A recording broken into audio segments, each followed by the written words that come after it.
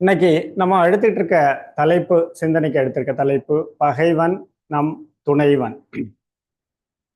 பகைவன் அப்படின்னு சொன்ன உடனே ஒரு எதிர்மறை உணர்வு, அதாவது பகைமை உணர்வு அப்படின்றது ஒரு எதிர்மறை உணர்வு.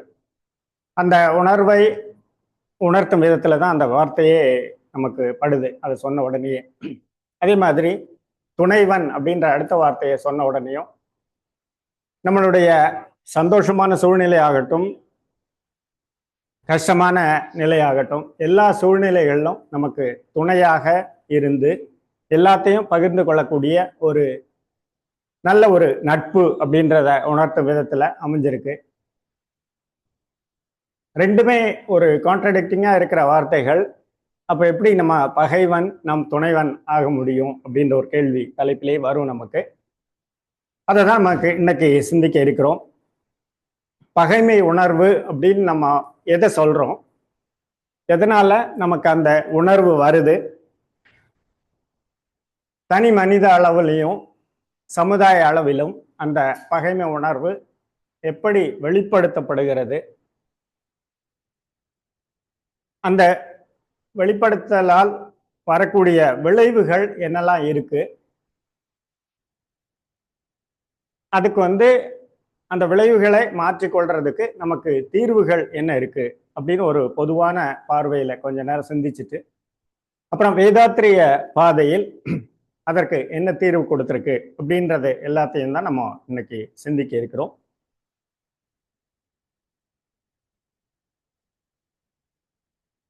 ஸ்லைட் நேவிகேட் ஆகலையா?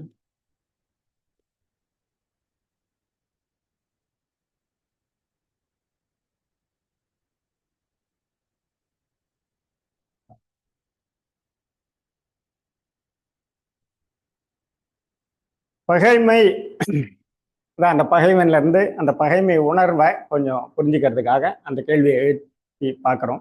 பகைமை அப்படின்னு நம்ம எதை சொல்றோம்? அதாவது நம்ம பொதுவாக யார்கிட்டயாவது கேட்டீங்க அப்படின்னா, உங்களுக்கு பகைவர்கள் யாராவது இருக்காங்களா அல்லது எதிரிகள் யாராவது இருக்காங்களா அப்படின்னு ஒரு கேள்வி கேட்டோம்னாலே பொதுவாக உடனே வர்ற பதில் அப்படிலாம் எனக்கு யாருமே இல்லை, எல்லாத்தையும் நல்லா சுமூகமாக தான் ரிலேஷன்ஷிப் இருக்கு அப்படின்ற மாதிரி தான் பதில் இன்ஸ்டண்ட்டாக வரும். ஏன் அப்படின்னா நம்ம அந்த வார்த்தைக்கு வேற மாதிரி ஒரு அர்த்தத்தை நம்ம புரிஞ்சு வச்சிருக்கோம். அதாவது நம்ம சினிமாலாம் வர்ற மாதிரி ஹீரோவும் வில்லனும் சண்டை போட்டுக்கிறது அல்லது வெப்பன்ஸ்லாம் யூஸ் பண்ணி ஒருத்தரை அட்டாக் பண்ணிக்கிறது, அதுதான் பகைமை அல்லது எதிரித்துவம் அப்படின்னு நம்ம நினைச்சிட்டு இருக்கிறதுனால தான் அப்படி ஒரு பதில் வருது. ஆனா நம்ம அந்த பகைமை அப்படின்ற இதுக்கு கரெக்டா ஒரு உண்மையான அர்த்தம் அப்படின்னு நம்ம யோசிச்சு பார்த்தோம் அப்படின்னா, நமக்கு எதிரான கருத்துக்களை நம் மனம் நோகக்கூடிய விதத்துல எதிர்ப்பு தன்மையை ஒரு வலுவான எதிர்மறை உணர்வோட வெளிப்படுத்துறவங்களை தான் நம்ம பகைமை உணர்வு கொண்டவர்கள் நமக்கு மேல அப்படின்னு சொல்றோம். அதே மாதிரி நம்ம யார்ட்டையாவது செய்தாலும் நம்ம அவங்கள பகைவர்களாகவோ எதிரிகளாகவோ நினைக்கிறோம் அப்படின்றத தான் நம்ம இதுல நினைக்கிறோம், அர்த்தப்படுத்துறோம். அதே மாதிரி அந்த பகைமை உணர்வு எதனால வருது அப்படின்னு பார்த்தோம்னா,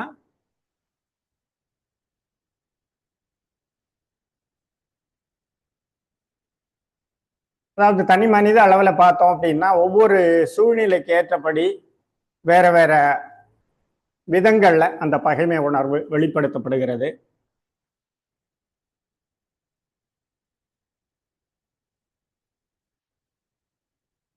அப்படி இருக்கு. அதாவது பார்த்த உடனே நம்ம ஒருத்தரை பார்த்த உடனே அவருடைய தன்மைகள், அதாவது நம்ம கண்களால் பார்க்க முடியக்கூடிய தன்மைகள், அவர் இவ்வளவு உயரம் இருக்கிறதுனால அவர் எனக்கு பிடிக்கல, அல்லது இந்த நிறத்தில் இருக்கிறதுனால அவர் மேல எனக்கு ஒரு எதிர்மறை தன்மை உருவாகுது. இந்த மாதிரி கண்களுக்கு புலப்படக்கூடிய வித்தியாசங்களால சில எதிர்மறை உணர்வுகள் நமக்கு வர ஆரம்பிக்கும். சில பேரோட அவர் என்ன சொன்னாலும் நம்ம எதிர்த்து அதை சொல்லிக்கிட்டே இருப்போம், அவர் சொல்றது நமக்கு பிடிக்காது அப்படின்ற மாதிரி ஒரு கருத்துக்களை, அதாவது கருத்து வேறுபாடு அப்படின்றது வர்றது வேற, இந்த எதிரிகள் அல்லது பகைமை தன்மை அப்படின்றது என்ன சொல்ல வரோம் அப்படின்னா, அதை ரொம்ப அழுத்தமாக உள்ள வச்சுக்கிட்டு அதை ஒரு எதிர்மறை தன்மையோட உச்சத்துக்கே போய் அதை மனம் நோகடிக்கக்கூடிய விதத்துல வெளிப்படுத்துறத தான் நம்ம பகைமை அப்படின்னு சொல்றோம். அந்த வெளிப்பாடு வந்து இந்த மாதிரி உருவ இது அல்லது அவருடைய தன்மை, அதாவது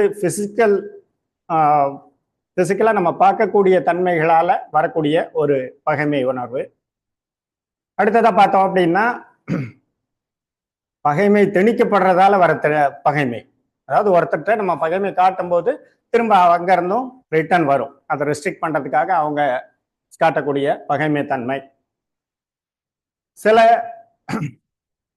சூழ்நிலைகள்ல பார்த்தோம் அப்படின்னா, நம்ம வந்து நல்ல விஷயத்த நினைச்சு நல்ல விதமா தான் நம்ம வெளிப்படுத்த முயற்சி செய்வோம். அதை வந்து அவங்க தவறா புரிஞ்சுக்கிட்டு ஒரு எதிர்மறை தன்மையோட பகைமைத்துவம் வெளிப்படுத்தப்படலாம். இன்னொரு கேட்டகரி பார்த்தோம்னா, இயற்கையாகவே எதிரிகள் அப்படின்னு சொல்லுவோம் சில பேரை. இப்ப சில படங்கள்லாம் பார்த்தோம்னா நமக்கு வரும். அதாவது தலைமுறையா அவங்க பகை அந்த குடும்பம் அப்படின்ற மாதிரி ஒரு இதை பார்த்துருப்போம். கதைகள் எல்லாம் பார்க்குறோம். அதாவது அந்த குடும்பத்தில் பிறந்ததுனால அந்த 2 பேரும் பகைமையை வெளிப்படுத்திக்கிறாங்க அப்படின்ற மாதிரி இருக்கு. அதுக்குதான் அந்த இயற்கையிலேயே சில சில பேரோட இணைய மாட்டாங்க அப்படின்ற மாதிரி வரக்கூடிய ஒரு பகைமை வெளிப்பாடு. இன்னொரு இது விதத்துல பார்த்தோம் அப்படின்னா, நல்ல நண்பர்களா இருப்பாங்க அல்லது வேலை செய்யற ஒரே இடத்துல இருப்பாங்க, நல்ல இணக்கமான சூழ்நிலை தான் இருப்பாங்க. ஏதாவது ஒரு சின்ன ஒரு சம்பவம், சின்ன ஒரு சூழ்நிலை மாற்றம் ஏதாவது ஒண்ணு நடக்கும்போது அதனால அவங்க 2 பேருக்குள்ள ஒரு பகைமை உணர்வு அப்படின்ற மாதிரி வெளிப்படுத்தப்படுது. தனி மனித அளவுல இப்படி எல்லாம் தான் பகைமை வெளிப்படுத்தப்படுகிறது அப்படின்னு நம்ம பொதுவா சொல்லலாம். அடுத்ததை பார்த்தோம் அப்படின்னா, யாருடன் பகைமை, யார் கூட எல்லாம் நம்ம அதை வெளிப்படுத்தப்படுகிறது அப்படின்னு பொதுவா நம்ம ஒரு நம்ம கொஞ்சம் டீப்பா சிந்தனைக்கு முன்னாடி பொதுவான கருத்துக்களை எல்லாம் நம்ம எல்லாம் ஒரே இதுல வர்றதுக்காக நம்ம இது எல்லாத்தையும் பார்த்துட்டு நம்ம போக போறோம். யாரோடு வெளிப்படுத்தப்படுகிறது அப்படின்னு கொஞ்சம் யோசிச்சு பார்த்தோம் அப்படின்னா, நம்ம நடைமுறை வாழ்க்கையில பார்த்த உடனே நமக்கு முதல்ல தோணுறதே தெரியும். அதாவது நான் திரும்பவும் சொல்றேன், அந்த கருத்து வேறுபாடு அப்படின்றது வேற, பகைமை தன்மை வேற. கருத்து வேறுபாடுன்றது வர்றது எல்லாருக்குமே சகஜம். அதை வந்து ஒரு ஆரோக்கியமான விதத்தில் அந்த கருத்து வேறுபாடை பேசி தீர்த்து கொள்ளலாம். ஆனா இந்த பகைமை உணர்வு அப்படின்றது வந்து ஒரு எதிர்மறை தன்மையோடு அதை வெளிப்படுத்தி அடுத்தவங்க மனசை நோகடிக்கும் விதத்துல வெளிப்படுத்துறத தான் நம்ம பகைமைன்னு சொல்றோம். ஸோ அதை வெளிப்படுத்தப்படக்கூடிய விதம், இப்போ விதங்கள் பார்த்துட்டோம். இப்போ யார் கூட இருக்கு அப்படின்ற மாதிரி பார்க்க ஆரம்பிச்சோம்னாலே நம்ம எல்லாருக்குமே டக்குன்னு வர்றது அதுதான். நம்ம அதிகமாக வெளிப்படுத்துறதே வாழ்க்கை துணை அப்படின்ற உறவு தான். கணவன் மனைவி இடத்திலோ, மனைவி கணவன் இடத்திலோ வெளிப்படுத்தக்கூடியது. வேறு சூழ்நிலைகள்ல ஒரு கருத்துக்கு மாறுபாடாக அவங்களுக்கு படும்போது நம்ம முன்னாடி பார்த்தோம் இல்லையா, அந்த சூழ்நிலைகளால ஏதாவது ஒரு சூழ்நிலை மாற்றத்தாலேயோ அதுலேயோ அந்த மனதில் ஒரு வெறுப்புணர்வோட வெளிப்படுத்துறது இந்த உறவுல நடக்கிறத பார்க்குறோம். அதுல நிறைய வேற அளவுல நடக்கிறதையும் எந்த அளவுக்கு அது விளைவுகளை ஏற்படுத்துறது அப்படின்றதையும் இன்னைக்கு சமுதாயத்துல நிறைய உதாரணங்களை நம்ம பார்க்க முடியும். அடுத்ததா வெளிப்படுத்தக்கூடிய உறவு முறை வீட்டில் இருக்கிற குழந்தைகள், பெற்றோர் குழந்தைகளை இடத்திலோ அல்லது குழந்தைகளை அவங்களோட சிப்ளிங்ஸோட சகோதர சகோதரிகளோட வெளிப்படுத்தக்கூடிய ஒரு பகைமை தன்மை இருக்கு. அடுத்தது அதே தான் அந்த சகோதர சகோதரிகளுக்கு இடையில வரக்கூடியது. அதுக்கப்புறம் பார்த்தோம்னா நண்பர்கள் அல்லது நம்ம ஒரே இடத்துல வேலை செய்யக்கூடிய ஒரு குரூப்பா இருக்கக்கூடிய பீப்புள், அவங்க வந்து ஒரு டிபார்ட்மெண்ட் அப்படின்னு சொல்லலாம். நம்ம ஆர்கனைசேஷன்ல வர்றது பார்த்தா அந்த டிபார்ட்மெண்ட்டுக்கு இந்த டிபார்ட்மெண்ட்டுக்கு ஆகவே ஆகாது. எந்த இதுல வந்தாலும் அவங்களுக்குள்ள ஒரு கான்ஃபிளிக்ட் இருந்துகிட்டே இருக்கும் அப்படின்னு சொல்லலாம்.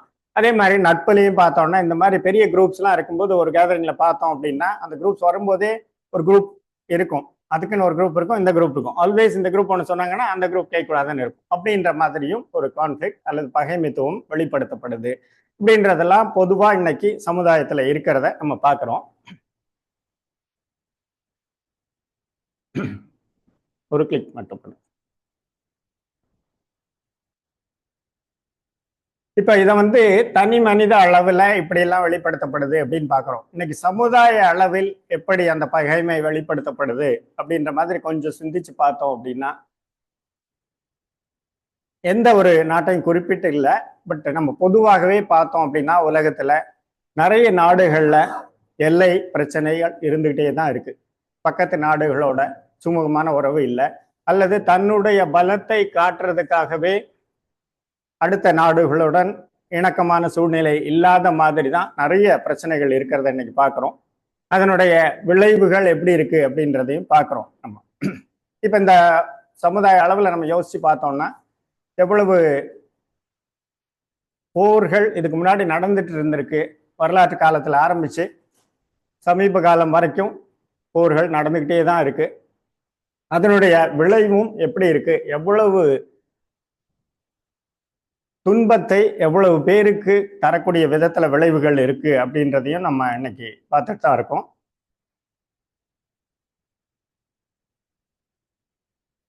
அந்த விளைவை புரிந்து கொள்ளக்கூடிய விதத்துல ஒரு சின்ன ஒரு கதை இந்த இடத்துல பகிர்ந்துக்கணும் அப்படின்னு நினைக்கிறேன்.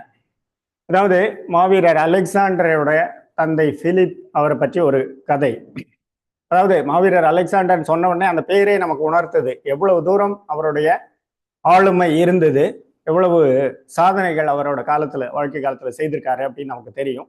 அவருடைய அப்பா அப்படின்னு சொல்லும்போது எவ்வளவு பெரிய ஒரு பேஸ் கிரியேட் பண்ணியிருந்தா இவ்வளவு பெரிய ஒரு வெற்றியாளனை கொடுத்துருக்க முடியும் இந்த வரலாறு. அதனால அவருடைய கதையை தான் நம்ம பார்க்க போறோம். அந்த பிலிப் அப்படின்றவர் பார்த்தா இளமை காலத்திலே அவர் ஒரு இராணுவ தளபதியாக பயிற்சி பெற்று அதுக்கப்புறம் மன்னர் ஆயிருக்காரு. அப்போ வந்து எவ்வளவு தூரம், அதாவது நம்ம இராணுவ தளபதியா இருந்து மன்னர் ஆயிருக்காரு அப்படின்னும் போது எவ்வளவு தூரம் அவருடைய ஆளுமை இருக்கும் அப்படின்றத நம்ம புரிஞ்சுக்க முடியும். அப்படி ஒரு மன்னர் ஆட்சி செய்துட்டு இருக்கிற காலத்துல தான் அந்த நாட்டில் இருக்கக்கூடிய அங்கங்க ஜமீன்தார்கள்லாம் இருப்பாங்கல்ல, அதுல ஒருத்தர் வந்து இந்த மன்னரை பற்றி தவறாகவே சொல்லிட்டு இருக்காரு. எல்லார்ட்டையும் எப்பயுமே எல்லா சூழ்நிலைகளிலும் இந்த மன்னரை பற்றி தவறாகவே பேசுறாரு அப்படின்ற ஒரு கருத்து இருந்துகிட்டே இருக்கு. அந்த கருத்து இந்த மன்னருக்கும் வருது, பிலிப்புக்கும் வருது அந்த செய்தி. உடனே அவர் வந்து அவரோட மந்திரிகளை கூப்பிட்டு சொல்றாரு, இப்படி ஒரு செய்தி வந்திருக்கு, அதனால இது வந்து இது தொடரக்கூடாது, நம்ம இதுக்கு ஒரு முடிவு கட்டணும், நான் என்னுடைய பகைவனை ஒழிச்சு கட்டணும், அதனால அந்த இடத்துக்கு நம்ம போகலாம் அப்படின்னு சொல்லிட்டு முடிவு பண்றாரு. அப்போ அவங்கெல்லாம் சொல்றாங்க அவரை இங்க கூப்பிட்டு நம்ம இது பண்ணலாம், அவரை கூப்பிடலாம் அப்படின்னு சொல்றாங்க. சரின்ட்டு அவர் அமைச்சர்கள்லாம் அனுப்புறாரு.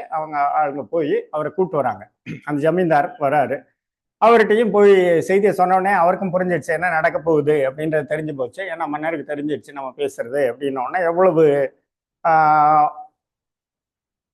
துன்பம் தரக்கூடிய விளைவை தரும் அப்படின்றதையும் அவருக்கு புரிய ஆரம்பிக்குது.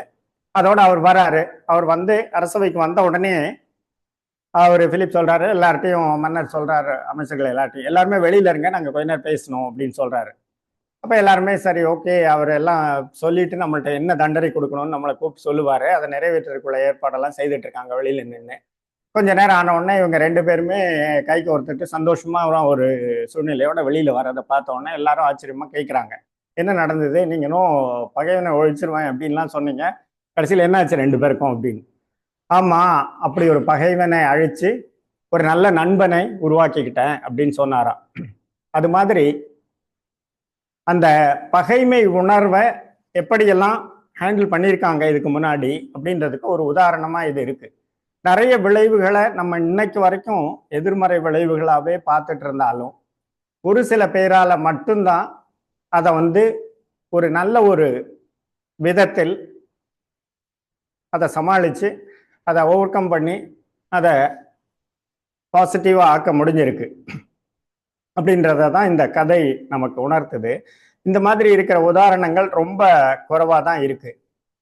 அப்போ வந்து நிறைய எதிர்மறை விளைவுகளை தான் உருவாக்கி இருக்கு அப்படின்னு சொல்லும்போது அதுக்கு என்ன தீர்வுகள் இருக்க முடியும் அப்படின்னு பார்த்தோம்னா, அதுலேயும் நம்ம இது வரைக்கும் இருக்கிற நிறைய உதாரணங்களை பார்த்தோம், அல்லது நிறைய மகான்கள் என்ன சொல்லியிருக்காங்க இந்த மனித சமுதாயத்துக்கு அப்படின்னு பார்க்க ஆரம்பித்தோம் அப்படின்னா, திருவள்ளுவரில் ஆரம்பித்து கௌதம புத்தர், அது போக இருந்த நிறைய நீதிநெறி தத்துவங்கள் அல்லது தத்துவ அறிஞர்கள் எல்லாருமே கொடுத்தது அந்த பகைமை அப்படின்றதுனால எந்த விதமான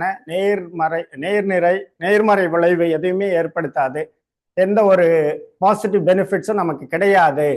அது தனி மனித அளவிலும் சரி, சமுதாய அளவிலும் சரி, நிறைய துன்பத்தை நிறைய பேருக்கு கொடுக்கக்கூடிய ஒரு தன்மையாகத்தான் இருக்கு. அதனால பகைமை மாற்றப்பட வேண்டும். அதை எப்படி மாத்துறது அப்படின்னா, பகைமையை அன்பால் தான் வெல்ல முடியும் அப்படின்ற மாதிரி தான் எல்லாருமே சொல்லியிருக்காங்க. எல்லா தத்துவ அறிஞர்களும் இது வரைக்கும் சொல்லியிருக்காங்க. நம்ம இந்த மாதிரி நிறைய பொதுவான தீர்வுகள் மனித சமுதாயத்திற்கு கொடுக்கப்பட்டிருந்தாலும், இதுக்கு முன்னாடி இருந்த விளைவுகளும் சரி, சமுதாயத்தில் இருந்த விளைவுகளும் சரி, இன்னைக்கு வரைக்கும் அதனுடைய விளைவுகள் வேற மாதிரி தான் இருக்கு அப்படின்னு பார்க்கும்போது, இந்த தீர்வுகள் ஒரு நல்ல ஒரு நெறிப்படுத்துதலை கொடுக்கலையா, அல்லது அந்த தீர்வுகள்லாம் சரியானதாக இல்லையா அப்படின்னு யோசிச்சு பார்த்தோம்னா, அந்தந்த காலகட்டத்துக்கு ஏற்றபடி அந்த தத்துவ அறிஞர்கள் சொன்ன தீர்வுகள் எல்லாம் அப்பப்போ ஒரு விளைவை ஏற்படுத்தி இருந்தாலும், ஒரு நல்ல ஒரு வலிமையான ஒரு மாற்றத்தை ஏற்படுத்தக்கூடிய தீர்வாக இதெல்லாம் அமையலை அப்படின்ற மாதிரி தான் நமக்கு புரிய முடியுது. ஏன்னா இன்னைக்கு வரைக்குமே சமுதாயத்துல வேற ஒரு நிலையை தான் நம்ம பார்த்துக்கிட்டு இருக்கோம். அப்படின்றதுனால அந்த விளைவுகள், அந்த தீர்வுகள் ஏற்படுத்திய விளைவு பெரிய அளவுல மாற்றம் வந்திருக்கா அப்படின்னு நமக்கு பார்க்கவும் முடியல.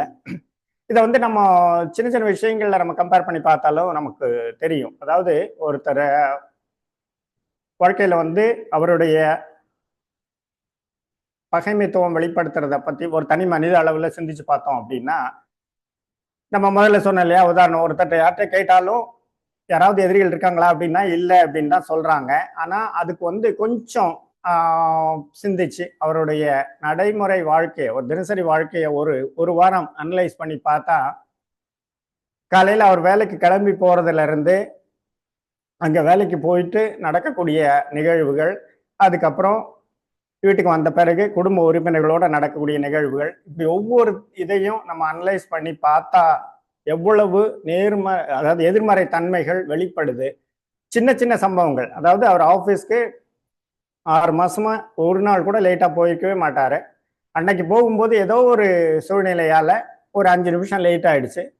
போன உடனே போய் ஆஃபீஸ்ல உட்காந்து அவசர அவசரமா இன்னைக்கு லேட்டா வந்திருக்கோம்ட்டு வேலையை ஆரம்பிக்கும் போது அவரோட பாஸ் உள்ள கூப்பிட்டு கண்டிக்கிறாரு. உடனே அவருக்கு என்ன தோணும்? இவ்வளோ நாளா நம்ம ஒர்க் பண்ணி ஒரு நாள் கூட லேட் ஆனதில்லை, இன்னைக்கு ஒரு நாள் லேட் ஆனதுக்கு அவர் ஏன் இப்படி ரியாக்ட் பண்றாரு அப்படின்ற ஒரு எழுச்சி நிலை தோண ஆரம்பிச்சு, அது கொஞ்சம் கொஞ்சமா அவரை பத்தி யோசிச்சு ஒரு நெகட்டிவ் இதை தான் அவருக்குள்ள உருவாக்கும். அதை வேற வேற விதத்துல வெளிப்படுத்துறது, அவரோட சபாஷர் வெளிப்படுத்துறது, அல்லது வீட்டுக்கு வந்த பிறகும் வெளிப்படுத்துறது. இந்த மாதிரி ஒரு நாளை யோசிச்சு பார்த்தாலே நமக்கு ஒரு சின்ன ஒரு சூழ்நிலை மாற்றம் எவ்வளவு தூரம் நமக்கு தனி மனித அளவுல எதிர்மறை தன்மையை அதிகப்படுத்திடுது அப்படின்றத பார்க்குறோம். அதனால இதையெல்லாம் வச்சு பார்க்கும்போது எல்லாருக்குமே நமக்கு தெரியும் அந்த எதிர்மறை தன்மை நமக்கு நல்லதில்லை, அதை வெளிப்படுத்துறதும் நல்லதில்லை, அதனோட விளைவுகள் நமக்கோ மற்றவருக்கோ எந்த விதத்திலும் நன்மையை தரப்போறது இல்லை அப்படின்னு தெரிஞ்சாலும், இந்த எல்லா தீர்வுகள் தத்துவங்கள் எல்லாம் நமக்கு புரிஞ்சு வச்சிருந்தாலும் நம்மளால அதை நடைமுறைப்படுத்த முடியாத ஒரு சூழ்நிலை தான் இருந்துகிட்டு இருக்கு. சரி, இப்ப உள்ள காலகட்டத்துல மட்டும்தான் அப்படி இருக்கா அப்படின்னு யோசிச்சு பார்த்தோம்னா, இந்த கேள்வி, அதாவது நம்ம பகைமை தன்மை இருக்கிறவங்கள நமக்கு நண்பன் ஆக்கிக்க முடியுமா அப்படின்ற கேள்வி இன்னைக்குன்னு இல்லை, அந்த இதிகாச காலங்கள்ல இருந்தே இந்த கேள்வி இருந்துகிட்டு இருக்கு. அதாவது அந்த கம்பருடைய பாடல் வரிகள்ல அவர் எவ்வளவு தெளிவா அதை உணர்த்துறாரு பாருங்க. அந்த காலத்திலே, அந்த இதிகாச காலத்திலே அவர் அன்னவன் துணைவன் ஆகுமா அப்படின்னு ஒரு கேள்வியோட அதை ஒரு சூழ்நிலையில கேட்கிறாரு. அதாவது எதிரியின் தம்பி போர் நடந்துட்டு இருக்கிற காலத்துல இவங்களுக்கு உதவி செய்யறதுக்காக இவங்க கூட சேரும் போது மற்றவங்க எல்லாருமே கேட்குறாங்க, அது கரெக்டா இருக்குமா, நம்ம யாரை வேணாலும் எதிர்க்கலாம், வெற்றி கொள்ள முடியும் அப்படின்ற சூழ்நிலையில இருக்கும்போது எதிரியின் தம்பியா இருக்கிறவர் போய் நம்ம ஒரு துணைவன் ஆக்கிக்கவன்மா, நமக்கு அது வெற்றி சேர்க்கும் விதத்துல அமையுமா அப்படின்ற கேள்வி அந்த காலத்துல இருந்தே இருக்கிற மாதிரி தான் இருந்திருக்கு அப்படின்றத இந்த கம்பருடைய இதிகாச பாடல் நமக்கு உணர்த்துது. அடுத்ததா பார்த்தோம்னா நம்ம திருக்குறள் அப்படின்றது நமக்கு எல்லாருக்குமே தெரியும். நம்ம மனித வாழ்க்கை முறைய, வாழ்க்கை இயலை பற்றி நிறைய தத்துவ விளக்கங்களையும் சரி, கருத்துக்களையும் சரி, நமக்கு வாழ்க்கை நெறிகளை உணர்த்தக்கூடிய பாடல்களாக திருக்குறள் அமைஞ்சிருக்கு. அந்த திருக்குறள் காலத்துல பகைமை தன்மை இருக்கா அப்படின்னு யோசிச்சு பார்த்து திருக்குறளை கொஞ்சம் பார்த்தோம் அப்படின்னா 15க்கும் மேற்பட்ட வேற வேற சொற்கள்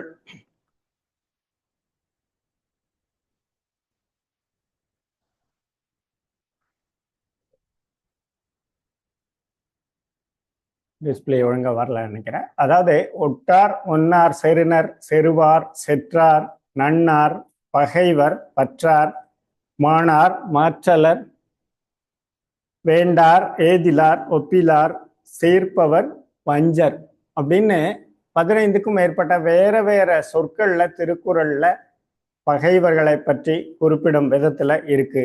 அப்படின்றது நமக்கு என்ன உணர்த்துது அப்படின்னா, அந்த காலத்திலும் திருவள்ளுவர் காலத்திலிருந்தே இந்த பகைமைத்துவத்தை சமுதாயத்தில் வெளிப்படுத்தப்பட்டு இருக்கு. அதுக்கு தீர்வு காண முடியாத ஒரு சூழ்நிலை இருந்துட்டு இருக்கு. நிறைய தீர்வுகளை திருக்குறள் நிறைய குறள்ல குறிப்பிட்டிருந்தாலும் சமுதாயத்திற்கு அது ஒரு தேவையான நிலையில் இருந்தது அப்படின்றத நம்ம பார்க்க முடியுது. அதே மாதிரி அடுத்ததாக ஒரு பாரதியார் பாடல்லையும் அவர் அதை சொல்லும் போதே சொல்றாரு, பாருக்குள்ளே சமத்தன்மை, தொடர்பற்றும் சகோதரத்தன்மை. அதாவது சகோதரத்தன்மை அப்படின்றதே உடன்பிறப்புகளுக்குள்ளதான் வருது. இன்னைக்கு சூழ்நிலை பார்த்தோம்னா உடன்பிறப்புகளே ஒழுங்கா இல்லாத ஒரு இணக்கமாக வாழ முடியாத ஒரு நிலை தான் இன்னைக்கு சமுதாய நிலை இருந்துட்டு இருக்கு. ஆனா அவர் பாரதியார் அந்த பாடலே சொல்றது பார் முழுவதும் ஒரு சமத்தன்மை வரணும் அப்படின்னா தொடர்பு இல்லாதவர்கள் கூட ஒரு சகோதர தன்மையை அவங்க கடைபிடிக்கணும் அப்படின்ற மாதிரி சொல்லிட்டு இருக்காரு. இதுல ஷேர் பண்ணிட்டுமா? நான் போர்டிங்ஸ் இதா இல்லை, நான் ஜூம் இதில் சைன் பண்ணிடுறேன். அப்படியே இருக்கட்டும், நான் இதில் ஜூம்ல ஷேர் பண்ணிட்டேன்.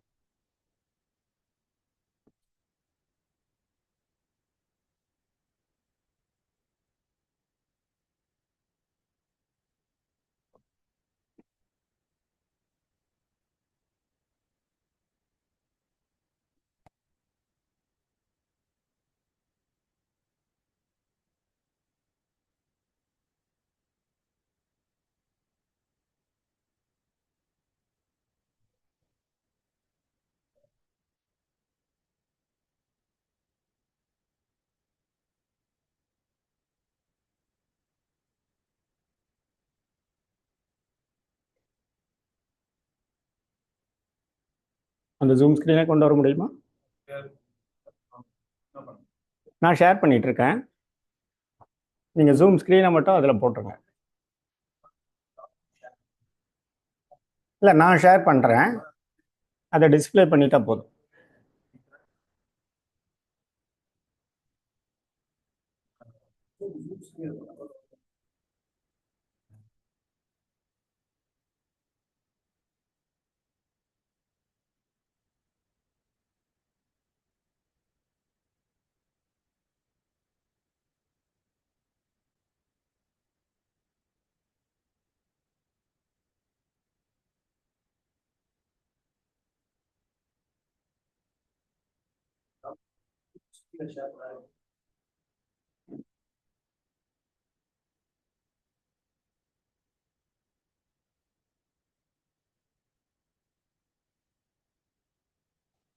இந்த ஸ்க்ரீன் அப்படியே இருக்கட்டும், அதில் அதை செலக்ட் பண்ணிடுங்க.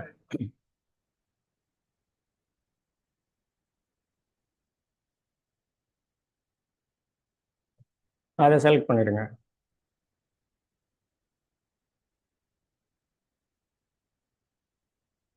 அதை இதை மேக்ஸிமைஸ் பண்ணிட்டு இதில் டபுள் கிளிக் பண்ணிடுங்க. அதை டபுள் கிளிக் பண்ணிடுங்க.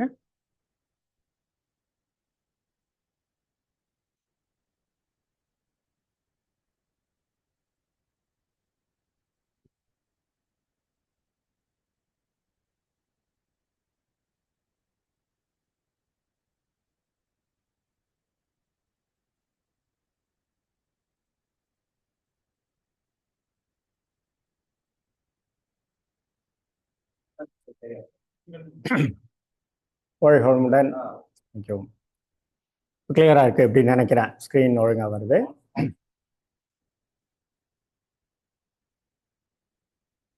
ஸோ அதான் இது எல்லாமே நமக்கு உணர்த்தக்கூடிய விஷயம் என்ன அப்படின்னா, வரலாற்று காலத்திலிருந்தும் சரி, தற்காலத்திலும் சரி, நமக்கு அந்த பகைமைத்துவம் அப்படின்றது தனிப்பட்ட தனி மனித அளவுலையும், சமுதாய அளவுலையும் எந்த அளவுக்கு துன்பம் தரக்கூடியதா இருந்துகிட்டே இருக்கு அப்படின்றத தான் பார்க்குறோம். அதனால அந்த பொதுவான தீர்வுகள் வந்து எந்த அளவுக்கு நமக்கு விளைவை ஏற்படுத்தலை அப்படின்றத யோசிக்கும் போது நம்ம அதுக்கு காரணமும் நமக்கு புரிய முடியுது. முன்னாடியே நம்ம சொன்ன மாதிரி அந்தந்த காலகட்டத்துக்கு அது பொருத்தமா இருந்தது. ஒரு நல்ல விஷயம் அப்படின்றத நம்ம புக்ல படிச்சு தெரிஞ்சுக்கிறோம் அல்லது ஒருத்தர் சொல்லி தெரிஞ்சுக்கிறோம் அப்படின்னா அதை நம்ம கடைபிடிக்கிறது அப்படின்றது ஒவ்வொருத்தரோட பொறுத்து தான்.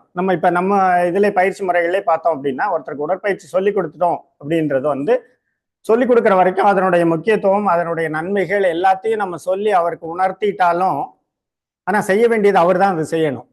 செய்யும்போது தான் அவருக்கு பலன் கிடைக்கும். அதே மாதிரி தான் இந்த தத்துவங்கள் எல்லாமே சொல்லப்பட்டிருந்தாலும் அதை வந்து எந்த அளவுக்கு தனி மனித அளவில் கடைபிடிக்கப்பட்டது அப்படின்றதுக்காக தான் அது மாற்றி இருக்கு அப்படின்றது நமக்கு தெரியுது. அது அந்த பழைய தீர்வுகள் விளைவை கொடுக்க முடியல அப்படின்றது தெரியுது. அதனால நம்ம வேதாத்திரிய இதுல என்னெல்லாம் தீர்வு இருக்கு அப்படின்ற மாதிரி யோசிக்க ஆரம்பிச்சோம் அப்படின்னா நமக்கு என்னெல்லாம் கிடைக்குது வேதாத்திரிய பயிற்சிகள் மூலமா அப்படின்னு பார்க்கும்போது அந்த சமநிலை நோக்கு அல்லது நேர்நிறை உணர்வை தரக்கூடிய ஒரு நிலை நமக்கு எல்லா பயிற்சிகளுமே நமக்கு ஒரு அதை கொடுக்கிற மாதிரி தான் இருக்கு. அடுத்ததா பார்த்தோம் அப்படின்னா அந்த தன்முனை பெண்மை அப்படின்றத தன்முனைப்பை நம்ம போக்கிக்கிறதுக்காக தான் எல்லா பயிற்சிகளுமே நமக்கு உதவுது அப்படின்றதையும் நம்ம பார்க்குறோம். இதுக்கு எப்படி அந்த பயிற்சிகள் உதவுது அப்படின்ற தெளிவான விளக்கத்தையும் நமக்கு கொடுத்துருக்கு. பயிற்சி முறைகளும் நமக்கு கொடுக்கப்பட்டிருக்கு. அது மூலமா தான் நம்ம இது எல்லாத்தையும் நம்ம செய்துகிட்டு இருக்கோம். அதை நம்ம ஒவ்வொருத்தரும் வேற வேற நிலைகள்ல நம்மளுடைய நிலைக்கு ஏற்ற மாதிரி தவம் மட்டும் கற்றுக்கிட்டு இருக்கவங்க அதை மட்டும் செய்துகிட்டு இருக்கோம் தொடர்ந்து, அல்லது அகத்தாய்வு கற்றுக்கிட்டு இருக்கவங்க வேற வேற நிலைகள்ல இருக்கிறவங்க அல்லது எல்லாம் முடிச்சு நம்ம ஆசிரியர்களா சேவை செய்துகிட்டு இருக்கவங்களும் பயிற்சி முறைகளை தொடர்ந்து நம்ம செய்துகிட்டு இருக்கோம். அதற்கான விளைவை நம்ம பார்த்துக்கிட்டே இருக்கோம்.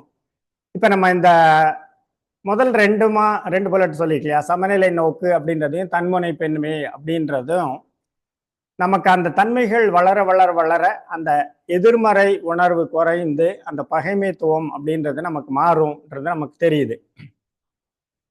அதே மாதிரி நம்ம வேதாத்திரிய பயிற்சிகள் என்னென்ன பயிற்சிகள் நம்ம செய்யறது என்ன பயனை கொடுக்குது அப்படின்றதும் நமக்கு தெளிவா தெரியணும். அப்படின்றதுனால ஒரு சின்ன ஒரு சிந்தனை, இந்த ரெண்டு உணர்வையும் தரக்கூடிய பயிற்சிகள் எது அப்படின்னு நம்ம சொல்லலாமா? குறிப்பாக நம்ம என்ன பயிற்சிகள் இந்த உணர்வை நமக்கு கொடுக்குது? சமநிலை நோக்குன்னு சொன்ன உடனே நமக்கு என்ன தோணுது அப்படின்னா எல்லாரையும் நம்ம சமமா பார்க்கணும். அதாவது நமக்கு கஷ்டம் வந்தாலும் மற்றவங்களுக்கு கஷ்டம் வந்தாலும் ஒரே மாதிரி செயல்படுறது தான் அந்த சமநிலை நோக்கு அப்படின்றது கொடுக்கும். அப்படி கொடுக்கும்போது அந்த பகைமைத்துவம் இது வரைக்கும் நம்ம பார்த்த அந்த பகைமைத்துவம் வெளிப்படுத்த விதமே மாறிடும். ஏன்னா அவர் ஒருத்தருக்கு ப்ராப்ளம் வருது அல்லது அவர் ஒரு எதிர்மறை கருத்தை சொல்றாரு அப்படின்னா அதை நம்ம ஆரோக்கியமான விதத்துல எடுத்துக்கிட்டு அவரோட அதை இணக்கமான சூழ்நிலையை மெயின்டைன் பண்றதுக்காக நம்ம பேசுவோம். அப்படி ஒரு இதை கொடுக்கறது தான் அந்த சமநிலை நோக்கு. அந்த சமநிலை நோக்க கொடுக்கக்கூடிய வேதாத்திரிய பயிற்சி எது? இறைநிலை தவம் வாழ்த்தும் கொடுக்குது. ஆமா, இறைநிலை தவம் வாழ்த்து. வேற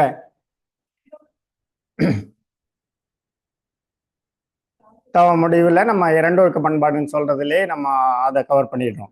அதையும் கொடுக்குற மாதிரி இருக்கு. வேற செயல் விளைவு அப்படின்ற அந்த விளக்கத்தை புரிஞ்சுக்கிட்டு அதை நடைமுறைப்படுத்தும் போதும் நமக்கு அந்த கொடுக்குது. அகத்தாய்வு பயிற்சிகளையும் வேற வேற பயிற்சிகள் இதை நமக்கு அந்த சமநிலை நோக்கு அப்படின்றத நமக்கு கொடுக்கும் விதத்துல இருக்கு.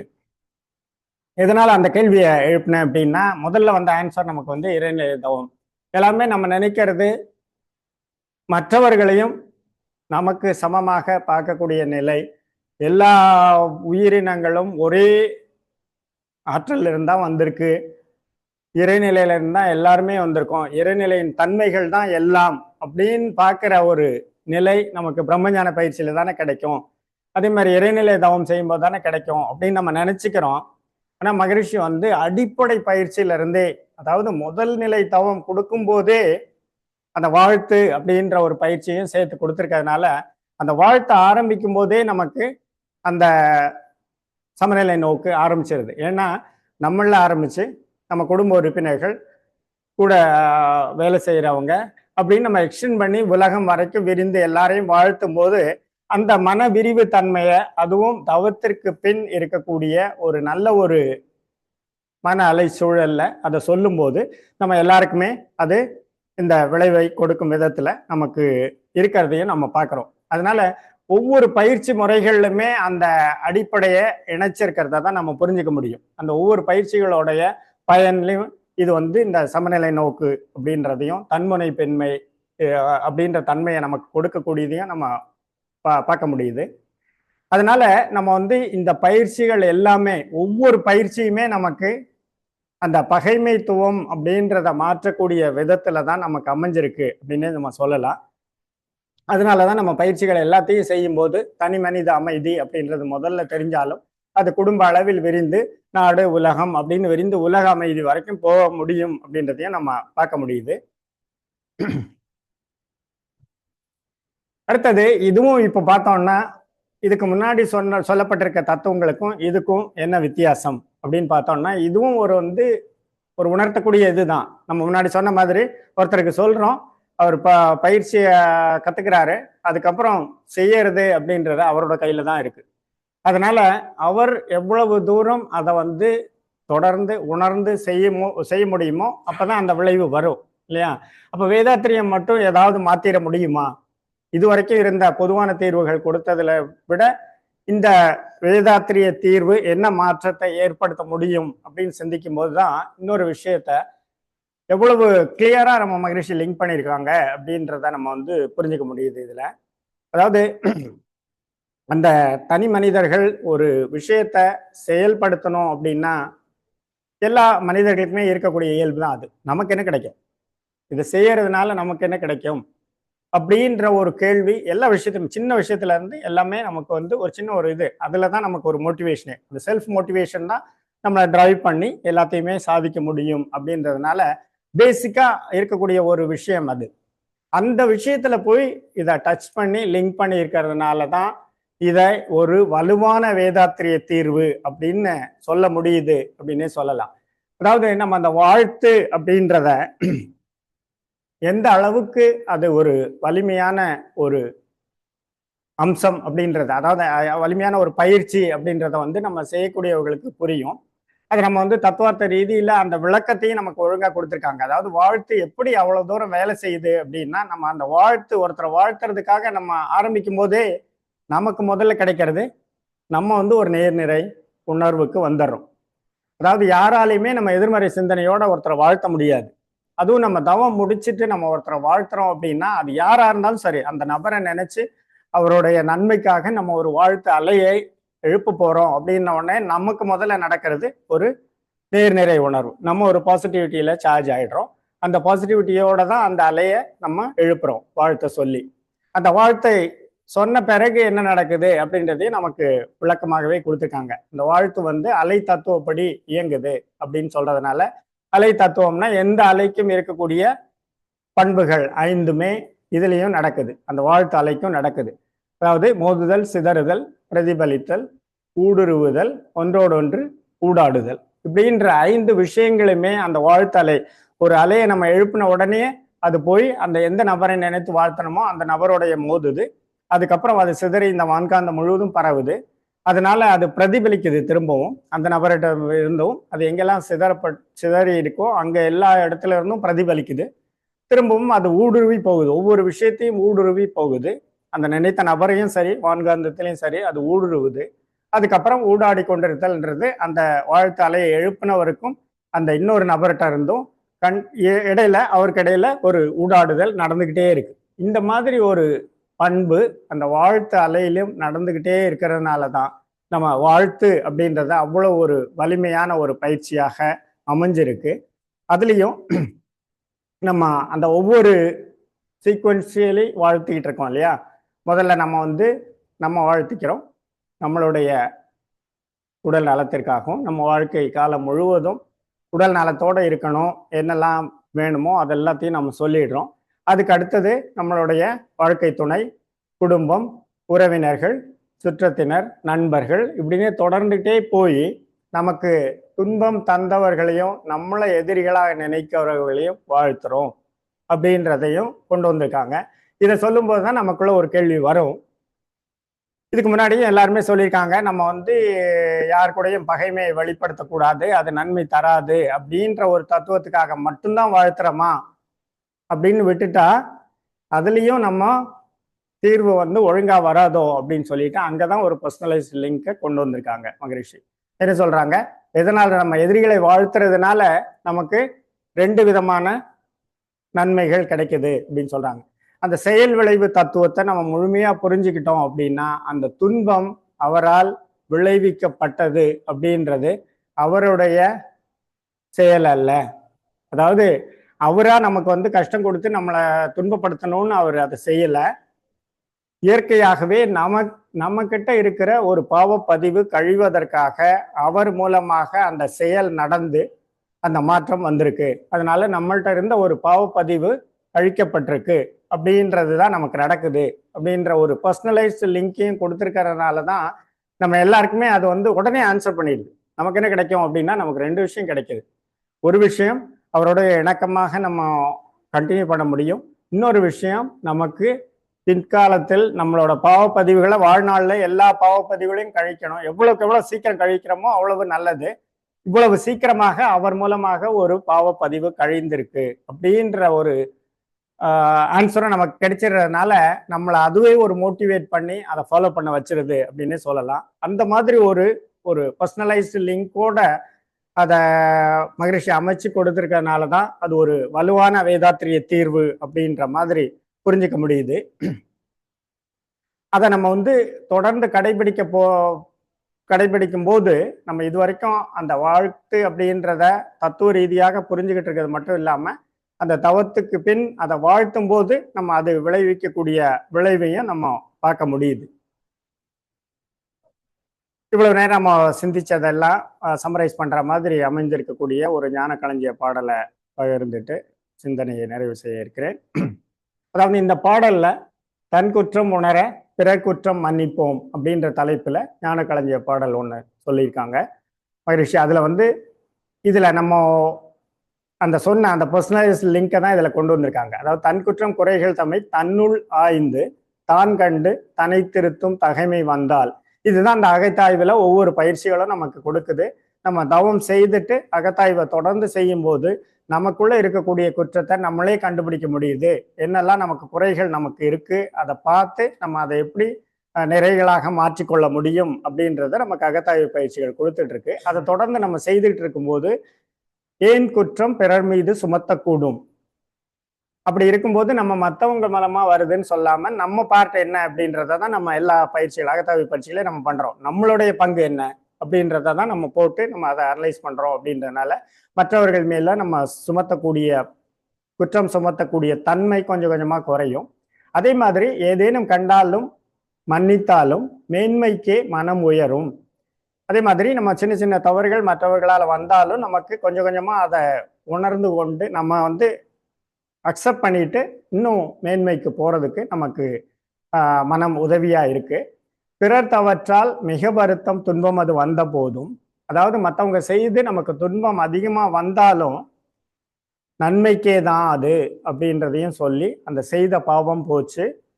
அதுக்கப்புறம் சொல்றாங்க, நான் கண்ட தெளிவு இது நலமே பெற்றேன். அதே மாதிரி ஒவ்வொரு பயிற்சிகள்லையும் மகரிஷி சொல்றதே இதுதான். அவங்க வந்து அவங்களோட தனிப்பட்ட வாழ்க்கையில அனலைஸ் பண்ணி அது எவ்வளவு தூரம் விளைவை ஏற்படுத்துதுன்னு பார்த்துட்டு தான் அதை பயிற்சி முறையாக வகுத்து கொடுத்துருக்காங்க. அதனால இந்த தத்துவ விளக்கத்தை இந்த பாடல் மூலமா நமக்கு உணர்த்திட்டு அதுல நான் கண்ட தெளிவு இது நலமே பெற்றேன், நான் வந்து அப்படி ஒரு இதை பார்த்ததுனால சொல்றேன் அப்படின்னு சொல்லும்போது அது நமக்கு இன்னும் ஒரு உறுதிப்படுத்துதலே நமக்கு கொடுக்குது. அதை நம்ம ஃபாலோ பண்ணும்போது எந்த அளவுக்கு நம்ம அதை விளைவை பார்க்க முடியும் நம்ம வாழ்க்கையிலையும் அப்படின்ற ஒரு உறுதிப்படுத்தலையும் கொடுக்கும் விதத்துல இந்த பாடலை கொடுத்துருக்காங்க நமக்கு. அதனால இதுல நம்ம எல்லாமே பார்க்கும்போது ஒவ்வொரு பயிற்சி முறைகள்லையும் இந்த பகைமை தன்மையை மாற்றக்கூடிய விதத்துல நமக்கு கொடுத்துருக்கிறதுனால அந்த செயல் விளைவு தத்துவத்தை புரிஞ்சுக்கிட்டு அந்த வாழ்த்து அப்படின்ற ஒரு வலுவான தீர்வை நம்ம பயன்படுத்த ஆரம்பிக்கும் போது நல்ல மாற்றத்தை எல்லார் வாழ்க்கையிலும் பார்க்க முடியும். அதே மாதிரி அந்த பகைமைத்துவம் அப்படின்றத நம்ம மாற்றிக்கொள்ள முடியும் நம்ம வாழ்க்கையில. அதுக்கு ஒரு வலுவான தீர்வாக இந்த வேதாத்திரியம் அமையும் என்ற உறுதிப்படுத்துவதுடன் இன்றைய சிந்தனையை நிறைவு செய்கிறேன். வாழ்க வளமுடன், வாழ்க வளமுடன், வாழ்க வளமுடன். நன்றி.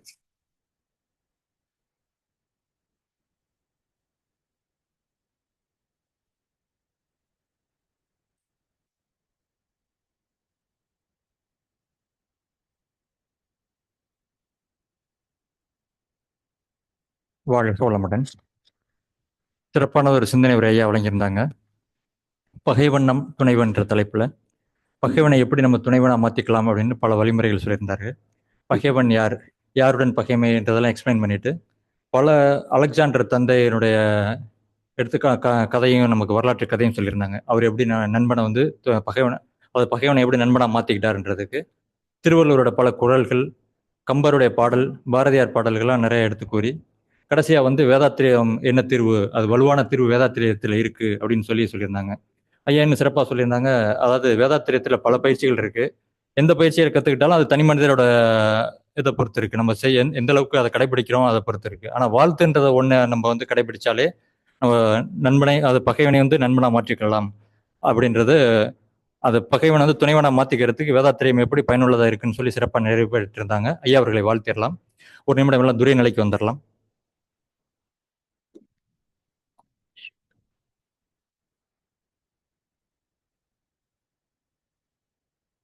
வாழ்க வளமுடன். நமக்கு இன்று நல்லதொரு சிந்தனை உரை வழங்கிய பேராசிரியர் திரு ஆனந்தராஜா ஐயா அவர்களை வாழ்த்துவோம். திரு ஆனந்தராஜா ஐயா அவர்கள் வாழ்க வளமுடன். திரு ஆனந்தராஜா ஐயா அவர்கள் வாழ்க வளமுடன். திரு ஆனந்தராஜா ஐயா அவர்கள் வாழ்க வளமுடன். ஐயா அவர்களது அன்பு குடும்பம் வாழ்க வளமுடன். ஐயா அவர்களது அன்பு குடும்பம் வாழ்க வளமுடன். ஐயா அவர்களது அன்பு குடும்பம் வாழ்க வளமுடன். ஐயா அவர்களது ஆன்மீக தொண்டு வாழ்க வளமுடன். வாழ்க வளமுடன். கேள்வி பதில் நிகழ்ச்சிக்கு போறதுக்கு முன்னாடி அறிவிப்புகள். இன்றைக்கு வந்து ஆங்கிலத்தில் 9 மணிக்கு ஆங்கில வகுப்பு தவத்துடன் தொடங்க இருக்கிறது. ஸ்கை மெடிடேஷன் எ டீப் இன்சைட் அப்படின்ற தலைப்புல வந்து 9:30 மணிக்கு நமது மன்றத்து பேராசிரியர் திரு ராமையா அவர்கள் சிந்தனை வழங்கியிருக்கிறார்கள். அனைவரும் கலந்து கொண்டு பயன்பெறலாம். அதே போல வருகின்ற ஞாயிற்றுக்கிழமை 6ஆம் தேதி வந்து உலகியல் ஆன்மீகம் சமநிலை அப்படின்ற தலைப்புல வந்து ஸ்கை யோகா ஆன்லைன்ல 6:30 PM, அதாவது இந்திய நேரப்படி 6:30 மணிக்கு வந்து நமது பேராசிரியர் முத்து ஐயா அவர்கள் சிந்தனை வழங்க இருக்கிறார்கள். அனைவரும் கலந்து கொண்டு பயன்பெறலாம். அதே போல வருகின்ற 8ஆம் தேதி செவ்வாய்க்கிழமை பெண்மைத்துவ பிரச்சனைக்கு வேதாத்திரியம் அப்படின்ற